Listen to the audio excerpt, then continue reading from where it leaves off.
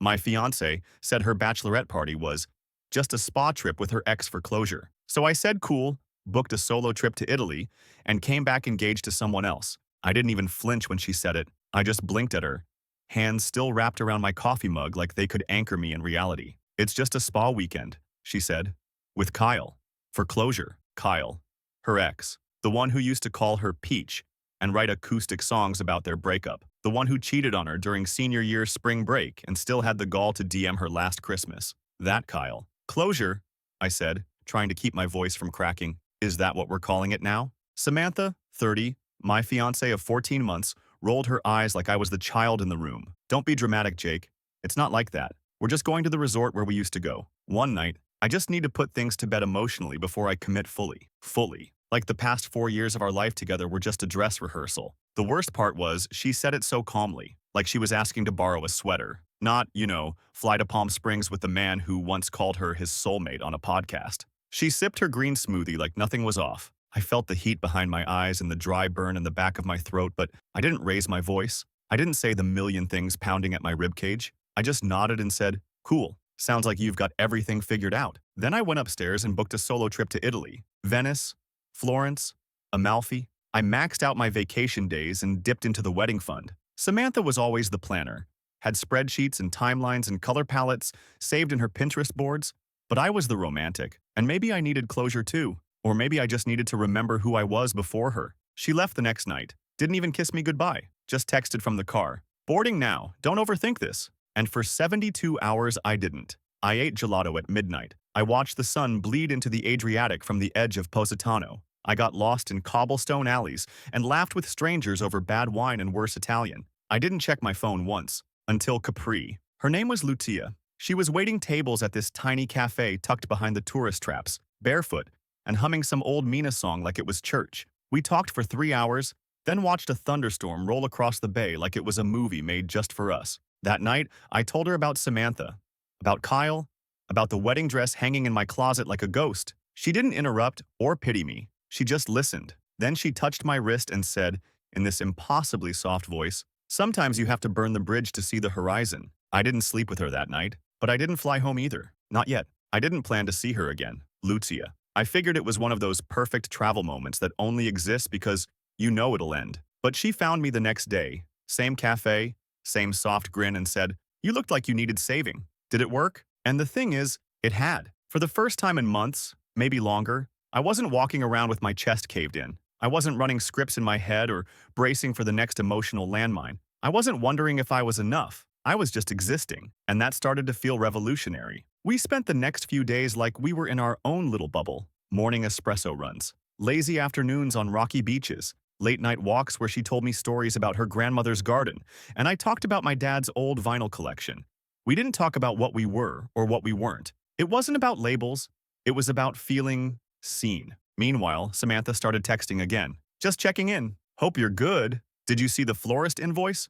We're locked in for the 17th. I didn't respond. Then came the photos. Her in a white robe, Kyle's unmistakable voice in the background of a video she accidentally uploaded to her Instagram story. Champagne flutes, a hand on her thigh, a massage room with 2 tables. She took it down fast, but not fast enough. And that was the moment something in me snapped, not with anger, but clarity. This wasn't just about Kyle. This wasn't about closure. This was who Samantha was. Someone who needed to feel desired more than she needed to be honest. Someone who thought commitment was a performance, not a promise. I showed Lucia the video. Her face didn't change. She just reached across the table and took my hand. You're not going back, she said quietly. It wasn't a question. I left Capri with her 2 days later. We took a train up to Florence and stayed in this crumbling little guest house run by a retired opera singer. We drank cheap wine on the rooftop and read poetry out loud like idiots. One night, I watched her brush her hair by the window, and something just came over me. I was supposed to get married in 6 weeks, I said. She looked over her shoulder and smiled. Maybe you still can. I laughed. To who? And she didn't laugh back. She just said, someone who wouldn't dare ask for closure with an ex while promising a future with you. That was the night I kissed her. And the morning after, I called Samantha. I'll never forget her voice when she picked up, all chirpy and innocent, like nothing had happened. Like we hadn't both crossed lines we couldn't uncross. Hey, I've been trying to reach you. I didn't waste time. The wedding's off. Silence. Then, wait, what? Are you serious? I'm in Italy. I met someone. Her name is Lucia. She doesn't make me feel like a placeholder. Samantha's breath hitched. You're breaking up with me because of some vacation fling? I smiled, even though she couldn't see it. No, Sam. I'm breaking up with you because of Kyle. Lucia just reminded me I deserve better. I hung up before she could reply. Lucia was in the kitchen, barefoot, humming again. And yeah, that's when I knew. I wasn't going back. I flew back 3 days later, not because I wanted to, but because I had to tie up the wreckage Samantha left behind. There were deposits to cancel, mutual friends to notify, and the quiet fallout of a broken engagement that needed cleaning up. I didn't tell Lucia I was leaving until the morning of my flight. She just nodded and said, "Do what you need to do. I'll be here." No promises, no pressure, just certainty. LAX hit me like a cold slap. Everything was sterile and sharp and loud. My apartment was exactly how I left it. Half-packed boxes, wedding favors still stacked by the door, her veil folded neatly over the couch, like the ghost of our life was still haunting the place. Then came the knock. Samantha. Sweaty, puffy-eyed, gripping a bag of takeout like that somehow made it casual. I didn't even invite her in. Just stood there in the doorway, letting her squirm. "You look different," she said. "Yeah," I said. "I feel different." She smiled like it was a compliment, like this was some flirty reunion scene in a rom-com. "Look, about the spa trip?" "No." That single word knocked the breath out of her. She blinked. "No what?" "No explanations. No justifications.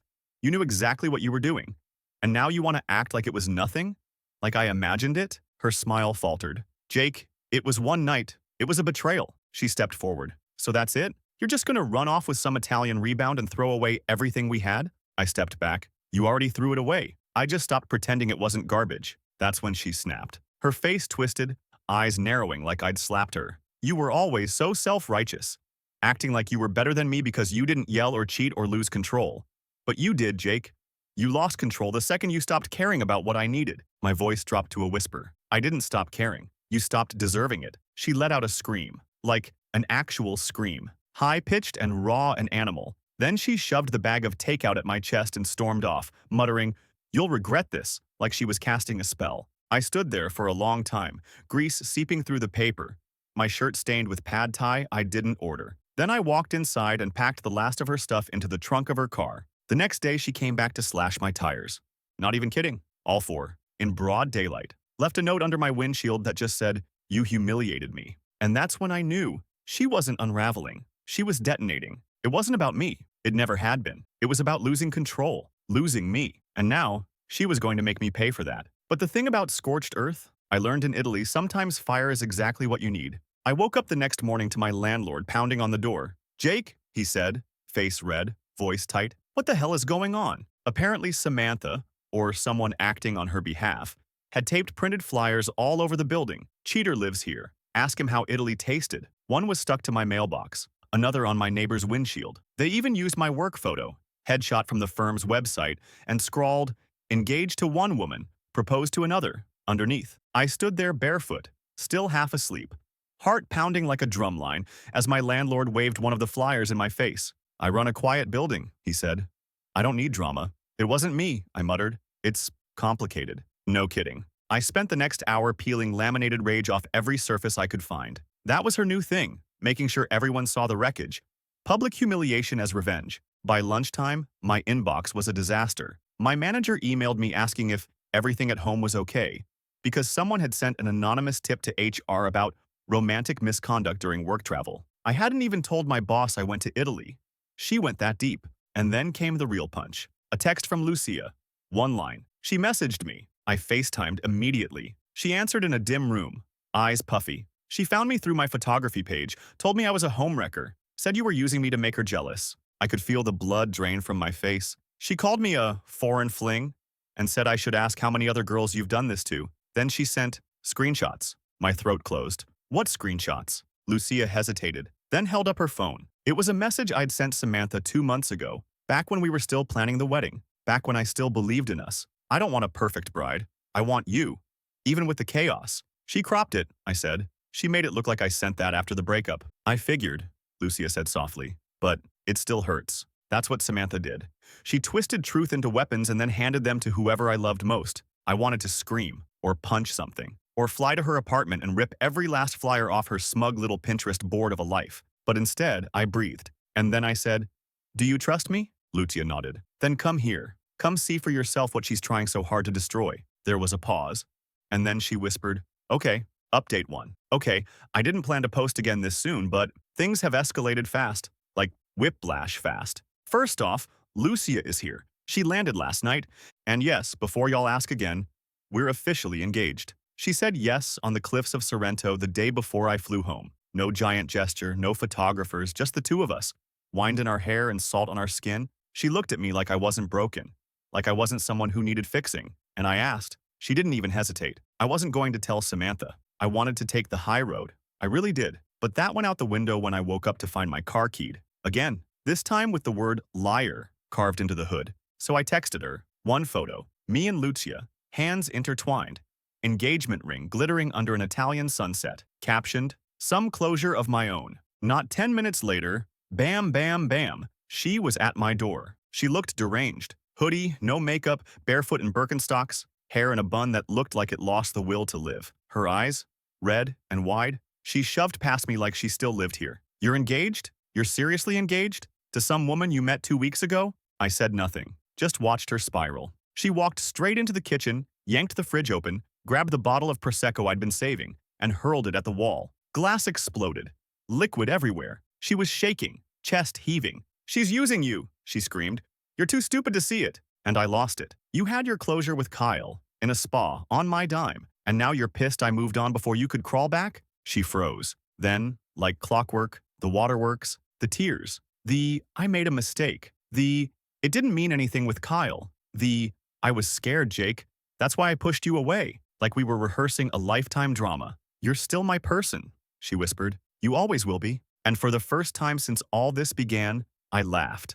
Laughed in her face. Not cruel, not mocking, just stunned. Because here was this woman, standing in the ruins she made with her own hands, trying to rebuild using the same manipulations that used to work on me. I walked over, opened the front door and said, "You need to leave. For real this time." She stood there for a second. Then her face changed, stone cold. "I hope she leaves you," she hissed. "I hope she finds out who you really are and runs." Then she spat on the floor, walked out, slammed the door. I haven't heard from her since.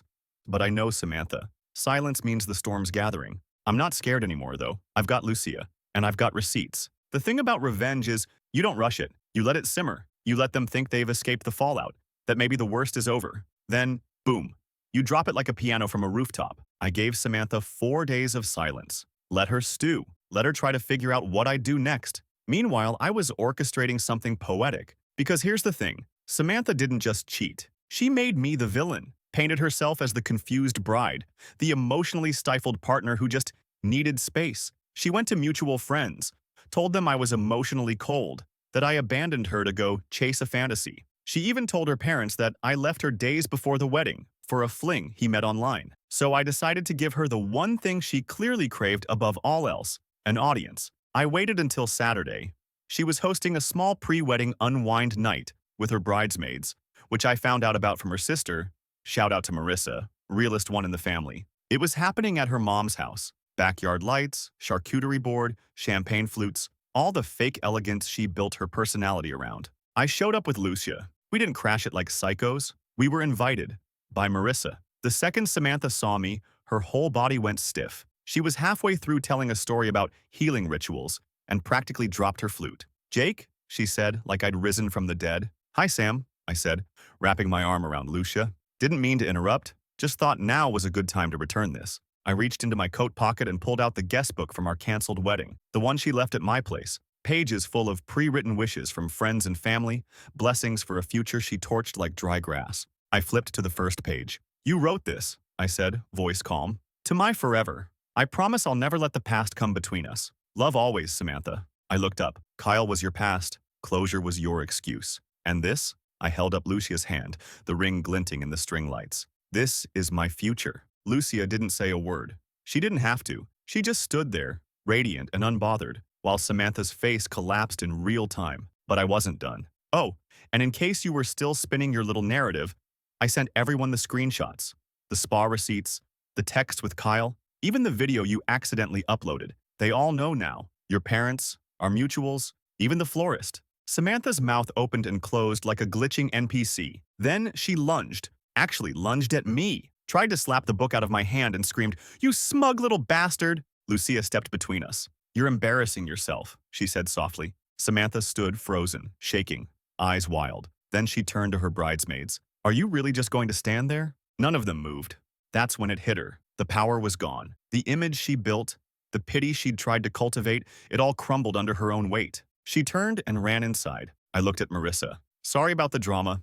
We'll see ourselves out." As we walked away, I heard someone whisper, "Good for him." And yeah, it was. She didn't take the humiliation quietly. I knew she wouldn't. When someone like Samantha loses control, they don't sit with it. They reload. And sure enough, the next morning, I woke up to chaos. Lucia's Instagram was flooded with DMS from burner accounts, all calling her names, accusing her of being a gold digger, a visa hunter, and even Eurotrash. One of them sent her photos from my Facebook, old ones, of Samantha and me. Stuff from 4 years ago, smiling at a pumpkin patch like we were some Hallmark couple. Stuff I hadn't even looked at in years. Lucia was sitting at my kitchen table with a blanket around her shoulders, holding her phone like it might catch fire. "She's sick," she whispered. "This is sick." I took her phone and scrolled. The usernames were random, but the writing style wasn't. Long, emotional paragraphs full of ellipses, weird capitalization, and constant references to what he used to be before you. Samantha never could resist a monologue. I went into detective mode,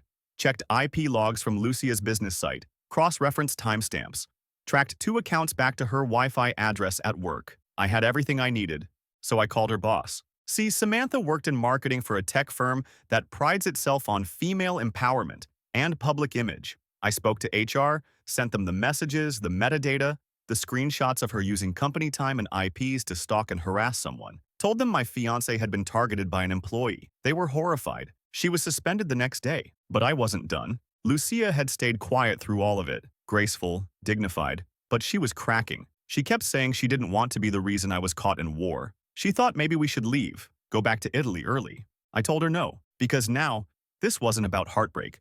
This was about safety. That night, I took a match to the last bit of rope tying Samantha to my life. I posted a video, just me, standing on my porch, holding the wedding invitation we never sent. I explained everything. The spa trip, the cheating, the smear campaign, the stalking, the lies. I named no names, but people knew. She called it closure, I said, staring into the lens. I called it betrayal, so I got mine too. I left, healed, fell in love again. But now I'm being punished for surviving her. It went viral. By midnight, it had 400,000 views. Comments poured in. "She's terrifying. Protect Lucia at all costs." You can feel the grief in his voice. And then, Samantha messaged me. Just 3 words. "You ruined me." I didn't respond. She'd already done that to herself. Update 2. Okay, deep breath. This is hard to write. I wasn't going to share it at first. Lucia even asked me not to. But after everything, after the flyers, the stalking, the smear campaign, I realized this isn't just my story anymore. It's a cautionary tale. And this ending? You need to hear it. She left a voicemail. The night after I posted the video, 1:27 a.m. I didn't answer. I never do. But I played it back the next morning, and the moment I heard her voice, small, hoarse, almost childlike, I knew this was her last move. "Jake," she starts, quiet. "I know you won't call me back. I know I've burned everything. But I need to say this somewhere, even if you never hear it. Even if you never forgive me." She sniffles. You can hear traffic outside. Maybe she's walking. Maybe she's drunk. Maybe she's both. I lied. About the spa, about Kyle, about everything. I wanted to hurt you because I felt small. You made me feel small. You were good, Jake. Steady. Kind. The kind of man people hope they'll end up with, and I was bored. There's a long pause. Then a sob. I thought chaos meant love. That if something didn't hurt, it wasn't real. And now I see, you were just peaceful. You made me feel safe, and I didn't know what to do with that. Another pause. I kept thinking you'd take me back, even after I saw the ring on her finger, even after the video. Even now, a small part of me still thinks this is just a fight, that you'll come back like you always did. Silence. But you won't. Will you? Click. That was it. No apology. No real accountability. Just this broken lullaby of regret wrapped in self-pity. And you know what? It didn't move me. Not like it used to. Because for once, I wasn't stuck in the loop of fixing her feelings, soothing her chaos, or sacrificing myself on the altar of her healing. I was done. I didn't save the voicemail. I didn't reply. I didn't send it to anyone for clout. I just deleted it. Because closure isn't something you get from them. It's what you give yourself when you stop waiting for the apology that'll never come the way you need it to. Lucia made coffee that morning, kissed me on the cheek, said nothing about the tears in my eyes. We took a walk. The world didn't end. It began again. Softer. Quieter, Ours. We didn't do a wedding. Not really. No venue, no DJ, no flower arrangements with fake diamonds glued into the petals, no bridal party, no dramatic speeches. Just me, Lucia, and the sea. We stood barefoot in the sand, the wind tearing at her dress like it was jealous of how beautiful she looked. She wore no makeup, no veil, no jewelry, except the ring I gave her under a crooked lemon tree in Sorrento. I wore jeans and a white shirt I ironed myself for once. It wrinkled the second I sat in the car, and I didn't care. There was no officiant, just the two of us exchanging vows we wrote on napkins, reading them to each other with trembling voices and tear-bright eyes. Her hands in mine, my past behind me, her future waiting. I don't want forever, she said. I want every day, the real ones, the ugly ones, the boring ones. I want to love you when you're tired and quiet and weird and hurting, not just when you're smiling. And I said, I want to build something with you that no one can tear down just because they're afraid of their own emptiness. We kissed, and that was it. No applause. Just the sound of waves pulling back and returning, again and again, like a promise kept. Afterward, we ate grilled fish at a beach shack and drank Prosecco from plastic cups. The server asked if we were celebrating something, and Lucia just said, yes, peace. The woman smiled like she understood exactly what that meant. When we got home, there was one last surprise waiting. An envelope, no return address. Inside, a photo. One of Samantha and me, at the pumpkin patch, back when we still believed we were happy. Someone had torn it cleanly down the middle and placed it in the envelope like a funeral offering. Lucia saw it. She didn't flinch. She took my hand, walked to the sink, lit a match, and burned it. We watched the ashes swirl into the drain, and that was the last time I thought of Samantha with anything but silence, because that's the thing about closure. It doesn't always come with answers. Sometimes it comes with fire. I didn't mean to find the letter. Lucia and I had been back from the beach for about 3 weeks.